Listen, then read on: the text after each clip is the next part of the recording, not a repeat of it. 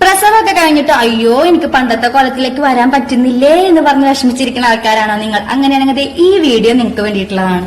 എന്നെ ഏറ്റവും കൂടുതൽ നേരിട്ട് കാണുമ്പോഴും ഇപ്പോൾ ഇൻസ്റ്റയിലൊക്കെ, യൂട്യൂബിൽ അധികം സബ്സ്ക്രൈബേഴ്സ് ഇല്ലാത്ത കാരണം അതിൽ പറയുന്നില്ല, പക്ഷെ ഇൻസ്റ്റയിലൊക്കെ ഏറ്റവും കൂടുതൽ ചോദിക്കുന്ന ഒരു ക്വസ്റ്റ്യൻ ആണ് എങ്ങനെയാണ് ഇങ്ങനെ ചേഞ്ച് ആയെന്ന്. അതെന്ന് പറയുന്നത് എനിക്ക് 60 കിലോനും ഇതെന്ന് പറഞ്ഞാൽ 46 കിലോനാണ്. അപ്പൊ അതിന്റെ ഡിഫറൻസ് കാണും. പിന്നെ അതിന്റെ ഒരു 19 വയസ്സിലും 23 വയസ്സിലും ഫേസ് യോഗാസ് ചെയ്തിട്ടുണ്ടായിരുന്നു. പിന്നെ എക്സസൈസ്, ഡയറ്റ് എടുത്തിട്ടുണ്ടായിരുന്നു. ആപ്പിൾ സൈഡ് വിനാഗിരി, ചിയാ സീഡ് ഇതൊക്കെ ട്രൈ ചെയ്ത് നോക്കിയിട്ടുണ്ടായിരുന്നു.